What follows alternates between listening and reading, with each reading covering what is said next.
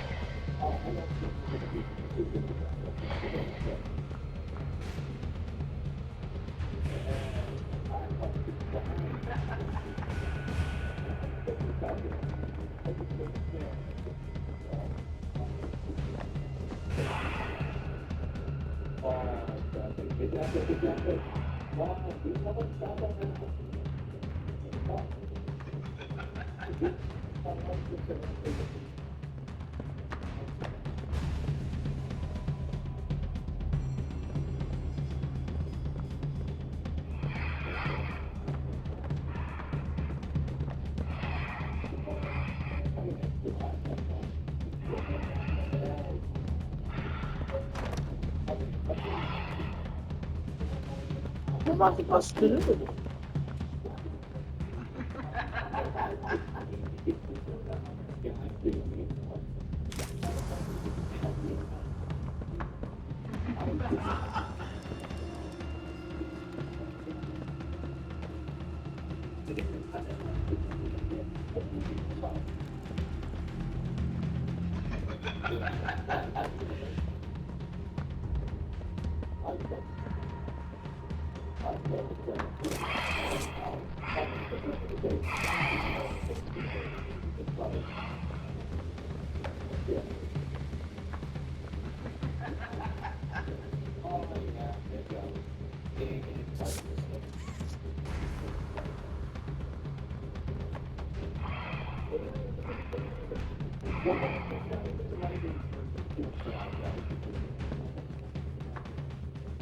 Okay.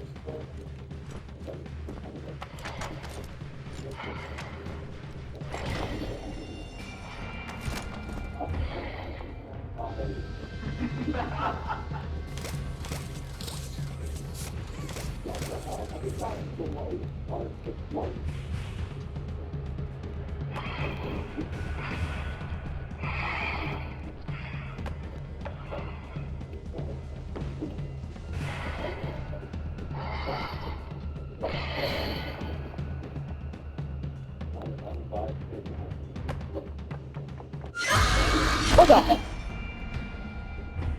Bro, gets me up there. Stand up.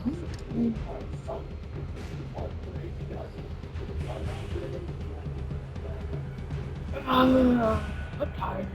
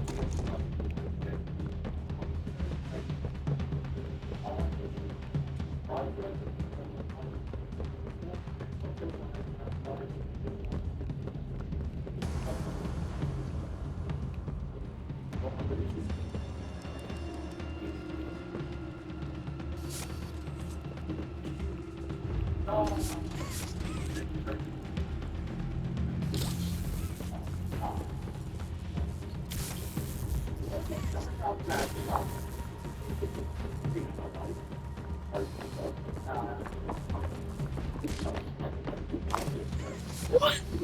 How did the bird get there?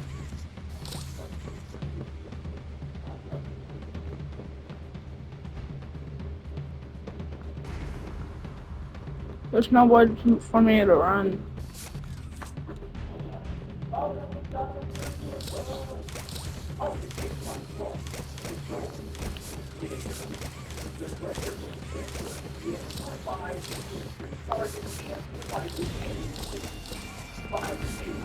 How did the bird get here? How did the bird get here?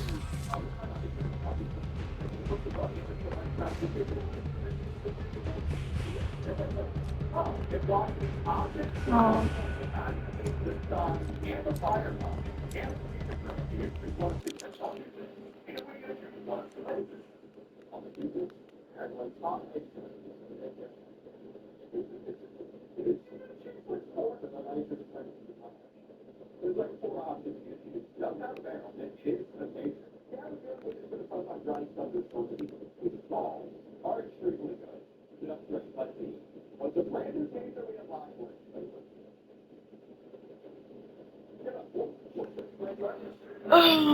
You guys can read that. I think you guys probably gonna watch it like a million times.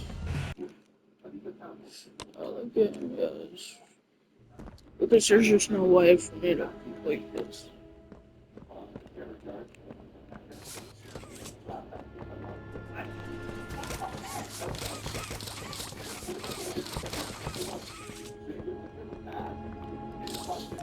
I gotta get that now.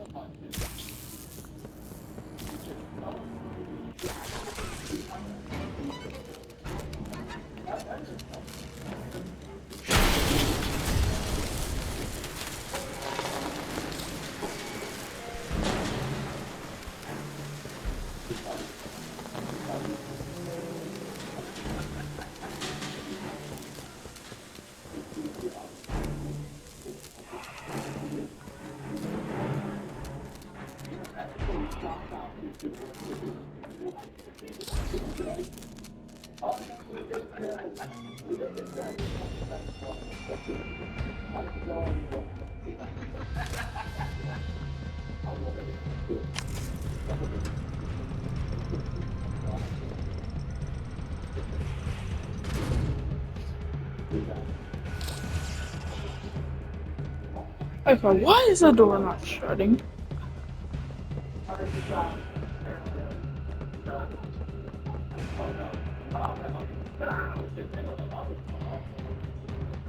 I am settings.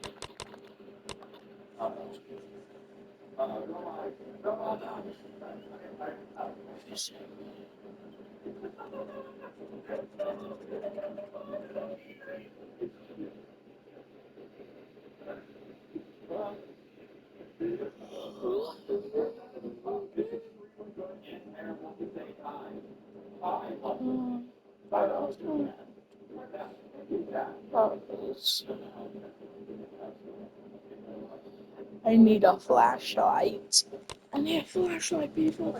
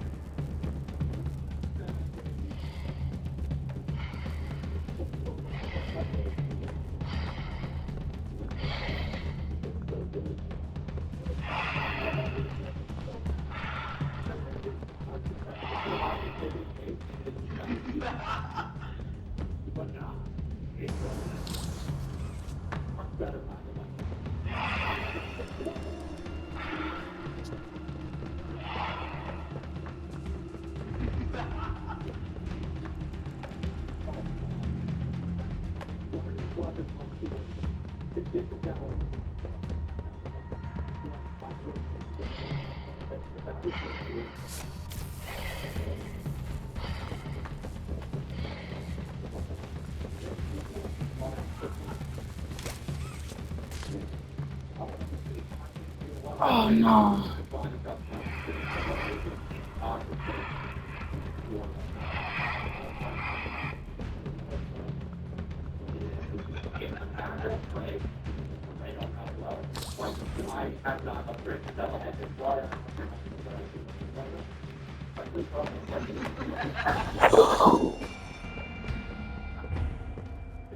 Get over on him.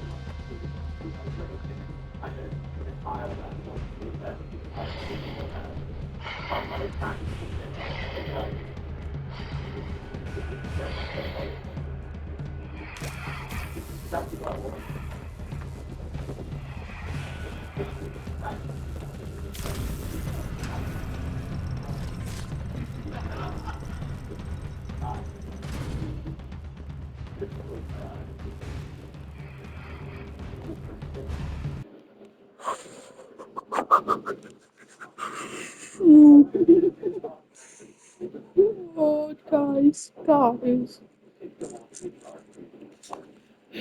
Okay, guys, I need to focus here. I need to focus.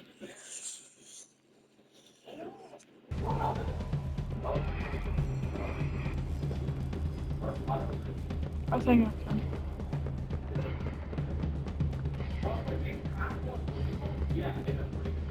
Guys.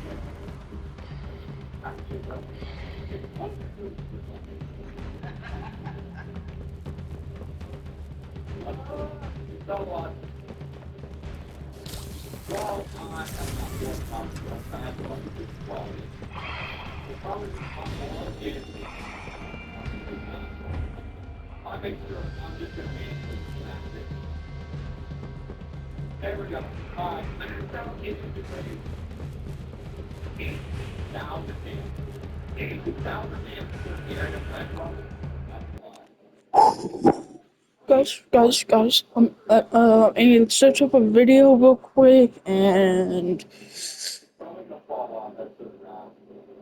then I cut back to y'all.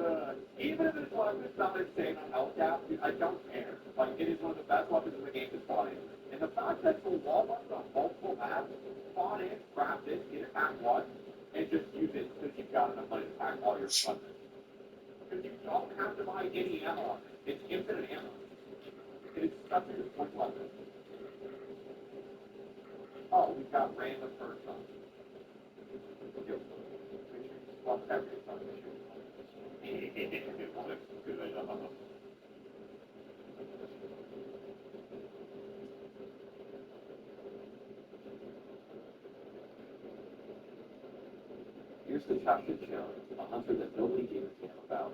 He was so invisible that his dealer filmed one member himself. He handled his own missions without catching anyone's attention.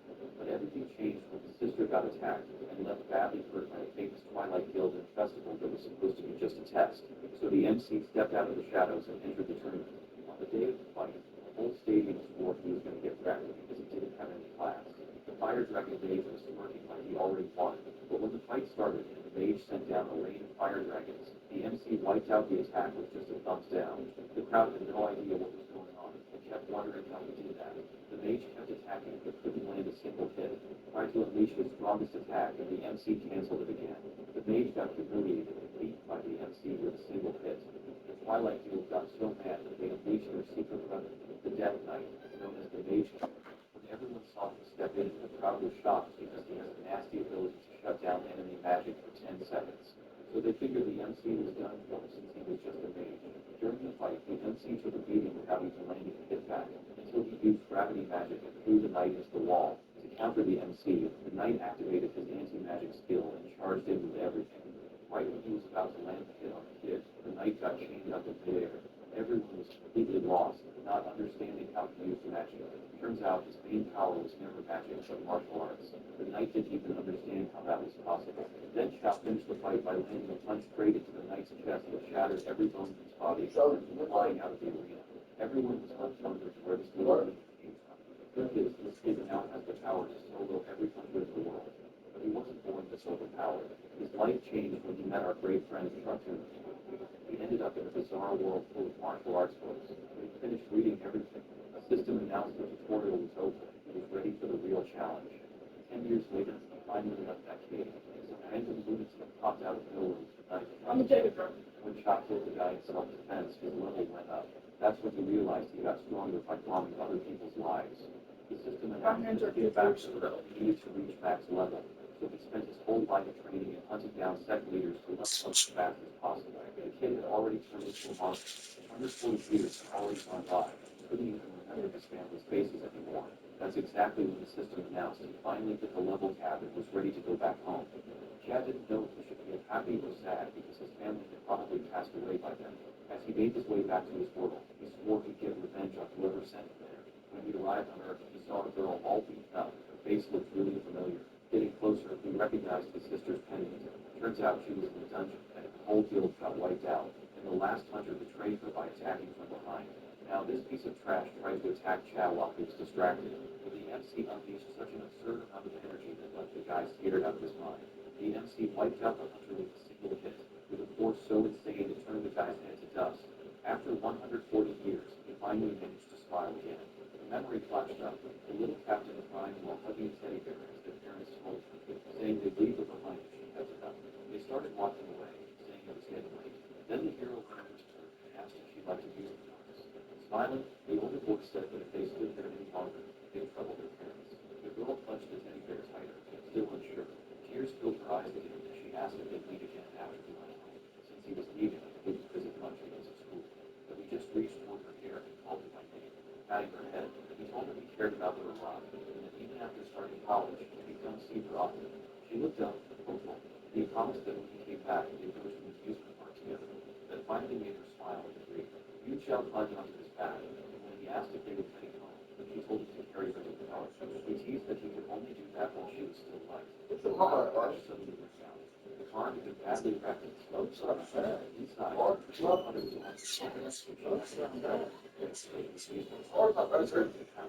she crawled out into the seat, looking for distance slowly by. Trying to open her eyes, she searched for her brother. Seeing the smoke from the torn-off seatbelt, the black-haired girl realized he had vanished. Now, though, her hand was being healed with energy. Yunsel's eyes snapped open, and she gasped for air. As she tried to sit up, her teeth clenched, the hero told her she was awake. He had treated her with his kind, but her injuries were still too severe for her to move much. The brown-eyed girl stared at him in shock and asked who he was. The old Taoist said he figured she might not recognize him. Holding out his hand, he said she had grown so much that now he probably couldn't carry her on his back because she was too heavy. Shin Chao Shinken took her hand, looked at her gently, and repeated that she had really grown. She stared at him anxiously, thinking it couldn't be true. Then she remembered the pendant his brother had given her. Inside was a family photo, and he told her to stay brave even when he was far away. Then she turned to him. Clutching the gift tight, she burst into tears and asked where he'd been all this time. Her brother pulled her into his arms and said he knew it had been very hard for her. She quickly pushed away and asked what happened to Joseph. The hero turned his head and pointed to the burning forest, saying that if she meant the attacker, the captain immediately went and killed her clear. He stayed calm until someone screamed, asking if he was the killer. Xiao simply said yes, and asked what the problem was. Yusel grabbed his hand in a panic and told him they had to run. Now, the scene then shifts to the city. She sat there, tense and quiet, while the brother looked around the house and said it had been years, yet nothing had changed. Looking down, Yusel nervously warned that they were in serious trouble. The director would come to them. She explained that the man was their field director, the father of the dead bastard. He used to be part of the criminal group, and everyone knew how cool he was. On top of that, he was one of Korea's 11 top hunters. Seeing it was already 9, she realized she had been out for a long time. Then she wondered how she was supposed to report this, and guessed the bastard's father already knew his son was dead. Yunzel anxiously said he would suspect her first, since she was the only one who survived. Chow walked over and asked if that was what she was worried about. Running a hand through his hair, he smiled and asked if it was really that hard. Why not just kill Peng Jian too? She immediately gazed his cheeks, while the self-proclaimed supreme sword kept bragging about his title and feats. Yunzel told her to suggest something actually possible. Clapping her hands, she said the first problem was simple. That man was level 50, and he didn't become guild leader for no reason. He, though, got stuck on one word, level. Then she snapped, saying his nickname was awful. What kind of normal person calls himself that? And what was with the way he talked? He vanished for 14 years, came back acting like this, and now sounded like a total middle school vegetable. Even he could tell this really bothered her. Xiao looked away as she broke down, saying she didn't even know anymore. Her parents died, her brother disappeared. Did he understand how hard it had been for her all this time? After a moment, she lowered her hands and quietly asked where he had been. Nearby, the old Taoist stood with his hands behind his back, looking at a family photo on the wall. He looked up at the portrait and said he understood now. Their parents were dead. He was all frozen, but without changing expression. He asked if she was really more concerned about the way he talked. Turning back to her, the protagonist said he had spent all that time in a place called Wu. The reason was complicated. At first, he had needed to figure out what was going on, and learn many things. Calmly, he then asked who hunters were, what a guild was, and whether this world also used levels. She could only stare at him, outvoted, completely speechless. Then she suddenly grabbed her head and held out a hand, telling him to wait because her brain was about to burst. She hurried off, saying they would talk later. Right now, she had something urgent to handle. Shay asked where she was going. Grabbing the car keys, Yusel said she was heading to the dog hill and told him to wait there. He left alone. Then she reached for a door. Behind it was a room. He said nothing had changed. It felt like he had just been here yesterday. Touching his chin, he remembered her angry rant about this terrible nickname, and thought about how strong she had become on her own. Heading for the exit, he let out a breath and said he needed to become the older brother he had failed to be. He rubbed his chin, wondering where Peng Jian was, and if he should find him first. Then, the front door exploded inward. Several hostile men were standing behind it. One of them raised a hand, forming a magic circle and a projectile. A savage grin spread across his face. In the doorway, next to the director and his two sons. The man who stepped in demanded to know where she was. John only looked at her with disgust and called her trash. The gray-haired old man, furious, demanded to know where his sister was. At the same time, the car arrived at the guild headquarters. Musil stood outside the main office, thinking she had come straight here, but something felt off. Confused, she wondered if the director had already made a solution. What would happen if she got caught going inside? As she tried to think of someone she could ask for help, another girl called out from behind her. The pink-haired woman walked up with a smile and asked what brought her there so late. Then, a little suspicious, she said Musil was supposed to be on the way to a team jumper night and asked if something had happened. Musil just stood there, deeply shaken. Then she tensed. This was the vice director. Musil looked at her carefully. She knew this woman was one of South Korea's 4 strongest hunters, famous for being firm and fair. Even so, Musil couldn't tell if she could really trust her. Clenching her hand, she decided this was her only chance, and that she had to tell the truth. Meanwhile, the villain's father and his sons were still at the house. Shao lowered his head and boldly asked how they dared. Then he pointed at them in disgust and asked whether their parents had never taught them not to break down someone's door. When they pushed back, he said the proper thing would have been to knock. The younger swordsman struggled against the restraint and took her stabbing. The old man glared and said he didn't care who he was, just where his sister had gone. He stared back and asked if they were looking for her because his son had been killed. With a mocking smile, the old Taoist said he was the one who did it. The older swordsman instantly roared and unleashed his energy. At that same moment, Yu Sol told the vice director that her brother had really returned from the movement. Shang pulled mana into his body, his eyes glowing. He said that sounded about right. Then he told them to show them what they could do. The berserker charged at once, the blade blazing with rage. The protagonist met him head-on with a smile. Back at the guild, the pink-haired woman smiled faintly and said they should meet him right away. A burst of red energy slashed out, but Shinna easily leaped away and dodged it. Frowning, he noticed the sword was filled with strange power. Its aura and sword's energy were not the same thing. He calmly watched them and wondered if this was another method. Musil had mentioned it. He then remembered the red-eyed man who had beaten his relative. That one had used a strange power too. With a sly smile, the old Taoist said it was worth studying. The old man started swinging wildly, teeth clenched like he had lost his mind. He kept attacking non-stop, switching through different stances with a rapid chain strike skill. But Xiao was far from ordinary. He dodged every blow with ease. The director attacked again, and suddenly the sword stopped with a sharp ring. Shin Yan lowered his hand and said he understood now. The intruder stared in shock, and as he said his level matched the peak of martial arts. And honestly, he was impressed. The man could only think this was insane. How could anyone stop a blade barehanded? Chad held the blade by its edge, and even while being pushed back, said there were people like him. Then he shoved the weapon away, smiled with glowing eyes, and asked if Korea had 10,000 more like him. The sons rushed in, readying their weapons, but a blast of energy instantly knocked them back, and the reincarnated man shook off the rest, telling them not to interfere. Behind him, the spell was already being prepared. Then he caught a strange flash of fire and was surprised. A fireball from the page slammed into him. The director and his son stood there waiting, sure it was over. The younger swordsman declared it finished as Che stood in flames. He raised the sword and rushed in to finish the job. But when the blade reached his throat, he caught it with both hands and said this was better. Grinning more darkly, he snapped the blade and said it was better than he expected. That left the attack a fourth time. Shin Yan unleashed an overwhelming aura and hurled him away. Scar began to pull back, wondering what was wrong with his freak. Staring at the calm, long-haired man, he wondered who he really was. Jay glanced at the floor and thought about what his sister said. He had been robbed for 14 years. Looking at the three of them, the old Taoist judged that all had reached the peak of martial skill, a level that normally needed talent, technique, and countless years of experience. It stunned him to think this world had reached something close to Muren's level in only 14 years. As he studied the director, he realized this world had plenty of people at that level, and the thought genuinely shocked him. Then the protagonist frowned, realizing that even so, none of them were on the level of the top 10 martial masters. He pictured many people laid out like pigs on a sheet. Chad remembered this time in the other world, and, with a grin, asked if people were seeing things like this. Yo, guys, my dad's gonna be playing for like 1 second. He's not even gonna beat it first try. Trust me, he's not. Yeah. Especially the deputy director suddenly wanted to meet the brother. She glanced at the pink-haired girl asleep beside her. Immediately, Yusuf did nothing with her, but now she couldn't tell if this girl was a friend or not. Then she recalled their talk in the party hall when she asked if she needed a meeting with Shiraz. In return, she would bury the issue tied to the leader. That offer shocked her even more when Gia added that she had always spoken to her too. With that much on the table, refusing what she really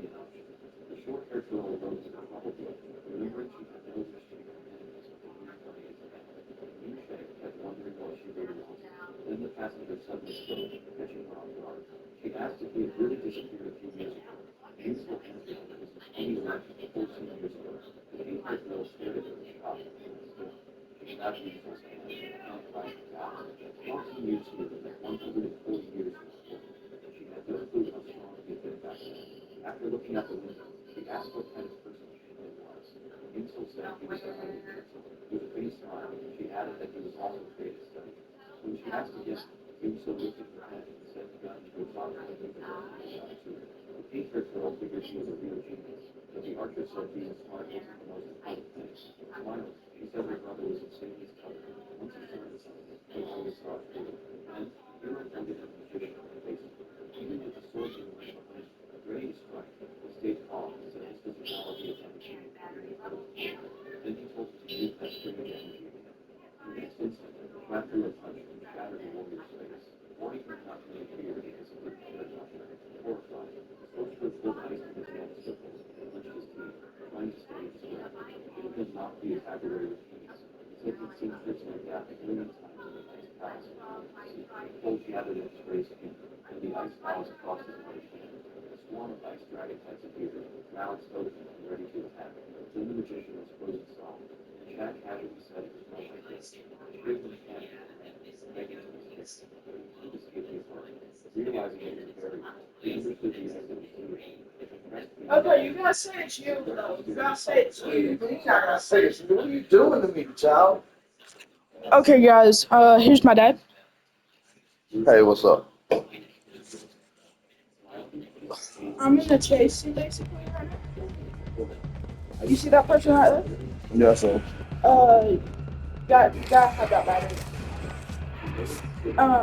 They only move when you don't look at them. you said the only moving I don't look at him. I was staring at him.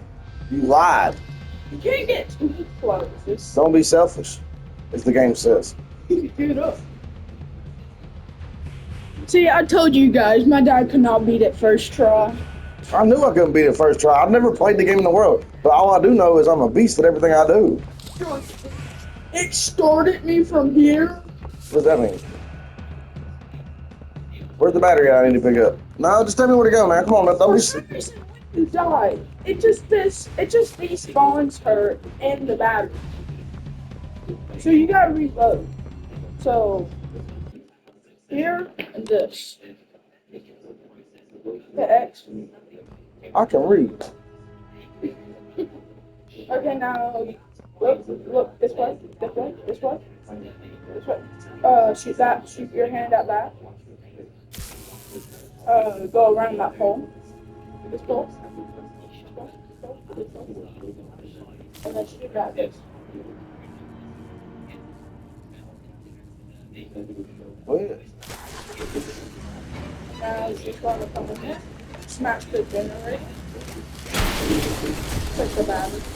See, you should stop moving. Now what? Now you gotta walk backwards. Like that way. You gotta keep walking backwards. What am I walking backwards? Oh, I'm on the other side of the door. And now you gotta go through that gate. What gate? You have to walk through the gate. Oh my god, the gate did not open? This is glitchy, kind of want to see. Hold on. I want to beat this bitch.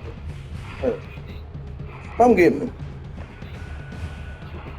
See? You stop moving.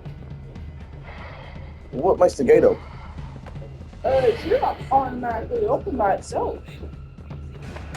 For some reason, it glitches. Okay, are you... Let me go again. Hey, you gotta give him commentary. Give him commentary. They want commentary. The game being laggy. It's doing stupid glitches. It's not working. We're reloading again.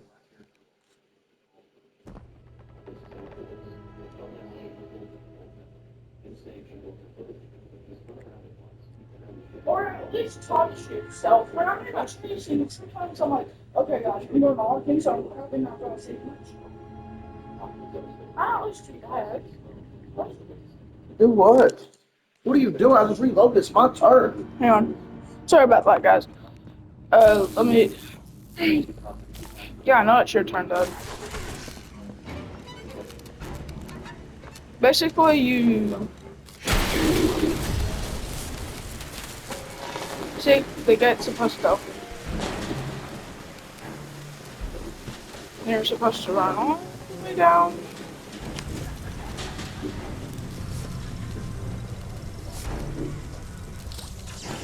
Or Oh, we're back here again? the gate opened this time. Don't you do nothing. Sorry, people. Hello? Oh, you only got about 24 minutes left. Okay, people. My dad does not know how to give commentary. Come on. Commentary. What do you mean commentary? What do you want to know? Basically saying, All right, we're going to try to get past this one right here. I don't know if it's going to work or not. No, but don't stop.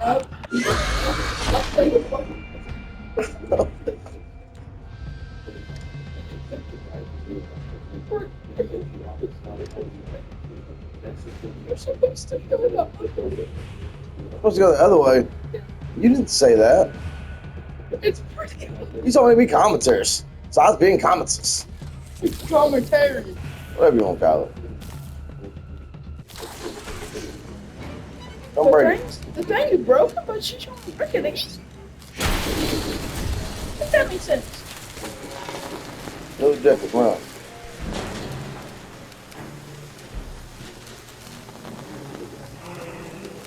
So,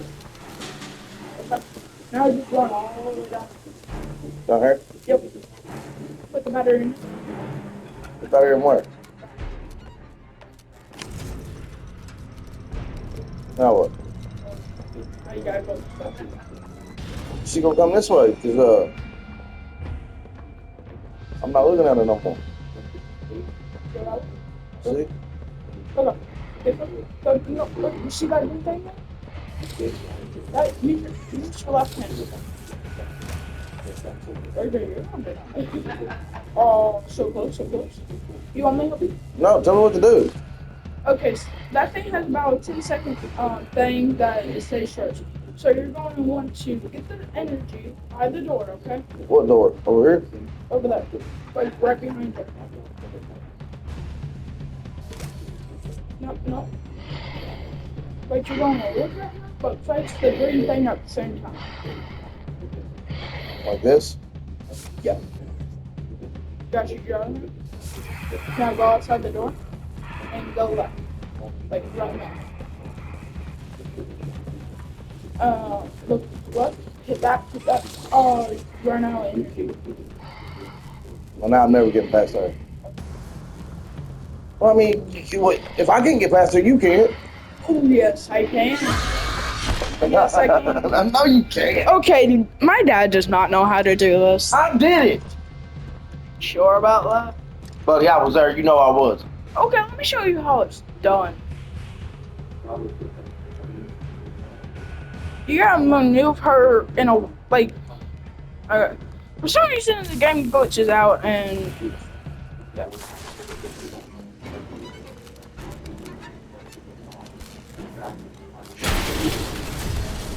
Dad, watch very closely.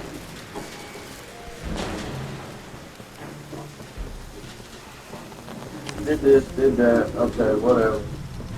Yada. I went there, did that. Went no wrong. I want to keep it cool. Yeah, so you already know everything you're doing. Oh yeah, that makes difference.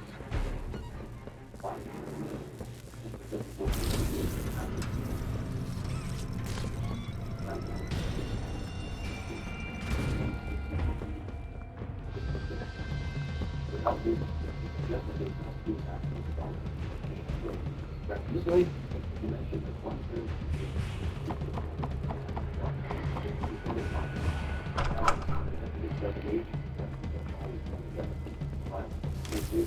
What am I sitting on, boy?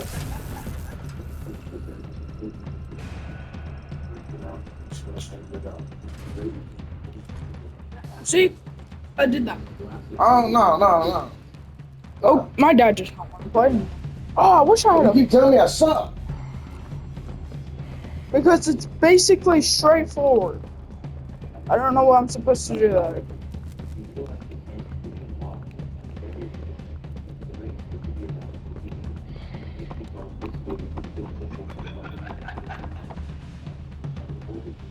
Oh.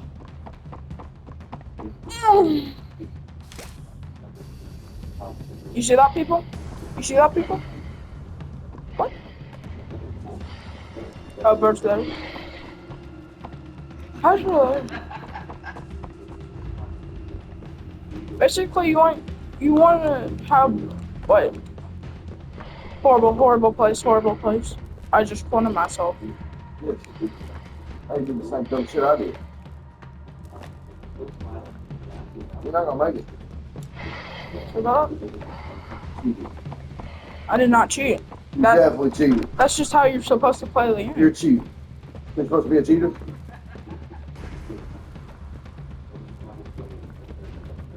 I don't know what I'm supposed to do.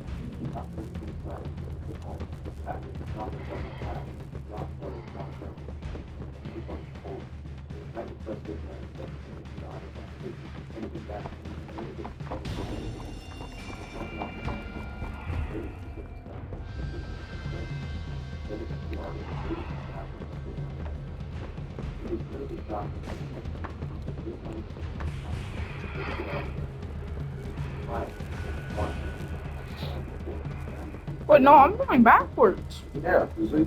Stupid. Suck too, just like me. Suck.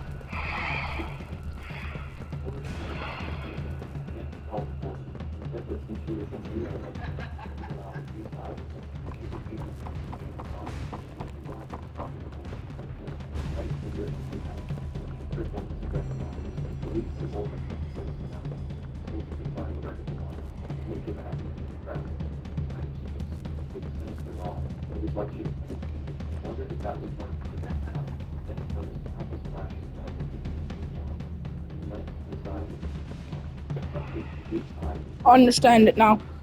Okay, Dad, you see that over there? You see that green thing? I don't know what color it is for you. Sure. What color is it for you? Sure. Green.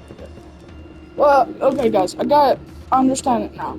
I gotta go over there, come over here, put it in here, and then I'll be golden.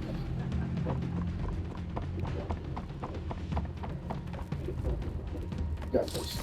Let's go.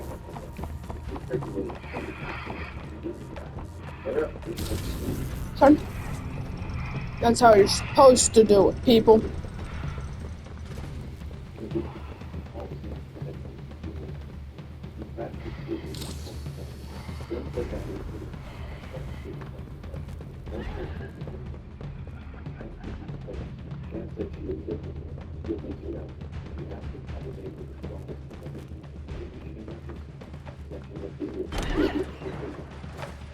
How did Bird get there? How did Bird get there?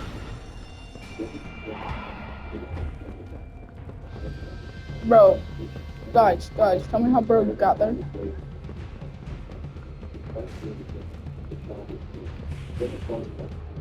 You're kidding me.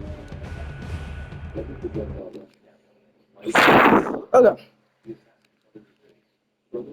But I think I'm gonna end it here, guys. So, because it's getting close to the end. Once that thing hits an hour, it just turns off. This can only record up to an hour. Oh, you're talking about. Okay.